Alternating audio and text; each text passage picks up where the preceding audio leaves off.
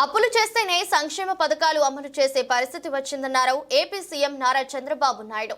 నెల్లూరు జిల్లా కందుకూరులో మాట్లాడిన ఆయన రాష్ట్రం అప్పుల్లో కూరుకుపోయింది, అప్పులు చేస్తేనే కానీ సంక్షేమ పథకాలు అమలు చేసే పరిస్థితి లేదని ఆవేదన వ్యక్తం చేశారు. ఒకప్పుడు వ్యవసాయానికి పంజాబ్ ఎంతో ప్రసిద్ధి చెందింది.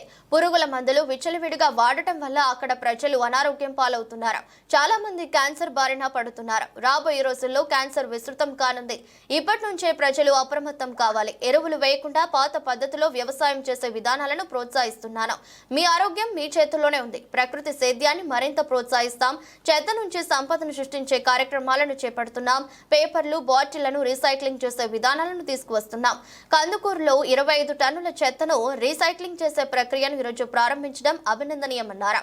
గ్రామాలను పరిశుభ్రంగా ఉంచే బాధ్యతను సర్పంచులు తీసుకోవాలి. కంపోస్టు తయారు చేసేందుకు షెడ్లు కూడా నిర్మించాం. గ్రామాల్లో చెత్త పేరుకోకుండా సర్పంచులు చూసుకోవాలి. ఏ సర్పంచ్ బాగా చేసే వారిని ప్రోత్సహిస్తున్నామన్నారు సీఎం చంద్రబాబు. మున్సిపాలిటీలలో మున్సిపల్ చైర్మన్లపై ఆ బాధ్యత ఉంటుందని, అందరికీ ర్యాంకులు ఇస్తామని, రాష్ట్రాన్ని స్వచ్ఛ ఆంధ్రప్రదేశ్ చేసే వరకు కార్యక్రమాలను కొనసాగిస్తామని, 30 ఏళ్ల ముందు నేను డ్రిప్ ఇరిగేషన్ పెడితే అందరూ ఎగతాళి చేశారని, ఇప్పుడు అది సర్వసాధారణమైంది. గతంలో ఐటీ గురించి మాట్లాడా, ఇప్పుడు ఏఐ గురించి మాట్లాడుతున్నా. గతంలో ఉద్యోగాలు చేయమని చెప్పా, ఇప్పుడు ఉద్యోగాలు ఇచ్చే స్థాయికి ఎదగాలని కోరుతున్నానన్నారు. ప్రజల ఆహారపు అలవాట్లు మారాయి. గతంలో అందరూ రాగి సంగటి తినేవారు. ఎన్టీఆర్ అధికారంలోకి వచ్చిన తర్వాత ₹2 కిలో బియ్యం తీసుకువచ్చారు. ఇప్పుడు తృణ ధాన్యాలపై ప్రజల ఆసక్తిని చెబుతున్నారు. రైతులతో కూడా మార్పు రావాలి. ప్రజల అవసరాలకు అనువైన పంటలను పండించాలని సూచించారు. ఏ కార్యక్రమం చేసినా పేదవాళ్ళని దృష్టిలో పెట్టుకుంటాం, అభాగ్యులను దృష్టిలో పెట్టుకుంటాం. ఎవరైతే ఇబ్బందుల్లో ఉన్నారో వాడికి అండగా ఈ ప్రభుత్వం ఉంటుందని చెప్పి కూడా నేను మీకు తెలియజేస్తున్నా. ఇది అయిన తర్వాత స్వచ్ఛ ఆంధ్రప్రదేశ్ని ఒక ఉద్యమంగా తీసుకుపోవడానికి ముందుకు పోతున్నాం. ఈరోజు మీరు ఒక్కసారి చూస్తే, నేను ముఖ్యమంత్రి అయిన తర్వాత ఇది 4వ నేను ముఖ్యమంత్రి అయ్యాను. ఈరోజు మీ దగ్గరకు వస్తే మీ ఉత్సాహం చూస్తే నాకు ఎక్కడ లేని ధైర్యం వస్తుంది. నేను చేసే పనులు కరెక్ట్గా చేస్తున్నానని ఒక నమ్మకం, అదే మీరు చూపించే అభిమానం. అందుకే నేను కూడా ఆలోచిస్తున్నాను, భగవంతుడు నాకు ఎంత శక్తి ఇస్తే అంత శక్తి ఉపయోగించి మీకు సేవలు అందించాలనే ఏకైక లక్ష్యం తప్ప ఇంకోటి కాదు. నేను అందుకే పదే చెప్పాను, సంపద సృష్టిస్తే ఆదాయం పెరుగుతుంది. సంపద సృష్టించాలంటే అభివృద్ధి చేయాలి.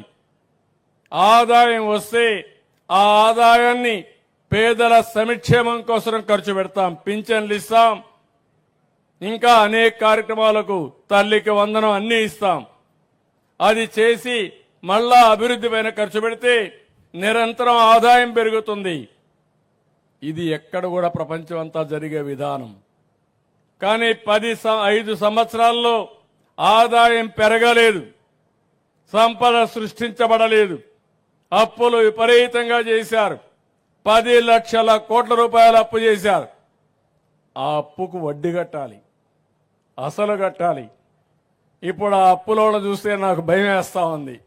ఎందుకంటే మా ఆఫీస్కి వచ్చి మొన్నైతే మీరు అప్పు కట్టలేదని తకామని నోటీసు పంపించి స్టాక్ ఎక్స్చేంజ్ కూడా పంపించేశారు. పలాని గవర్నమెంట్ డబ్బులు కట్టలేదు కాబట్టి ఆ డబ్బులు రికవర్ చేయడానికి ఏం చేయాలో చేస్తామని నోటీసు పంపిస్తే ఇమ్మీడియట్ గా అప్పులు చేసి ఆ డబ్బులు కట్టాల్సి వచ్చింది. కట్టకపోతే ఏమవుతుందంటారు మీరు? కట్టకపోతే ఎవడు అప్పు కూడా ఇవ్వడు. అప్పు ఇవ్వకపోతే అప్పు కూడా కట్టలేము. అప్పు కట్టలేకపోతే సంక్షేమ కార్యక్రమాలు చేయలేము. అది అందుకే ఒక ఇండస్ట్రీ కానీ ఏ వ్యక్తికి మీరు చూస్తే, మీరు తిరిగి అప్పు సకాలంలో కడతారంటే క్రెడిట్ రేటింగ్ ఉంటుంది, మళ్ళా అప్పు కావాలంటే ఇస్తారు.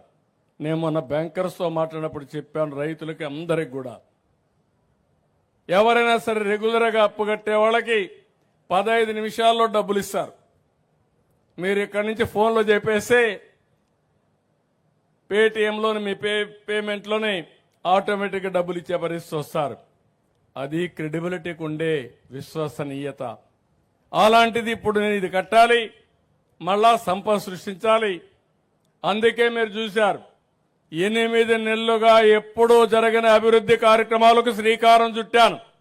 మొత్తం చేసేయాలనే సంకల్పం ఉంది, పరిగెత్తాలని ఉంది. కానీ గల్లా పెట్టి మాత్రం సహకరించడం లేదు. కానీ పర్వాలేదు, నాకు నమ్మకం ఉంది. ఇది తాత్కాలికమైన ఇబ్బంది. ఆ ఇబ్బందిని అధిగమించే శక్తి నాకుందనేది నా అభిప్రాయం. అందుకే మీరు చూస్తే 5 సంవత్సరాలు ఒక తట్ట మట్టేయలేదు రోడ్డు మీద. నేను వస్తానే 1600 కోట్ల రూపాయలు ఖర్చు పెట్టి ప్రతి ఒక్క రోడ్లో కూడా గుంతలు లేని రోడ్లుగా తయారు చేశామంటే అది ఈ ప్రభుత్వం యొక్క దృఢ సంకల్పం.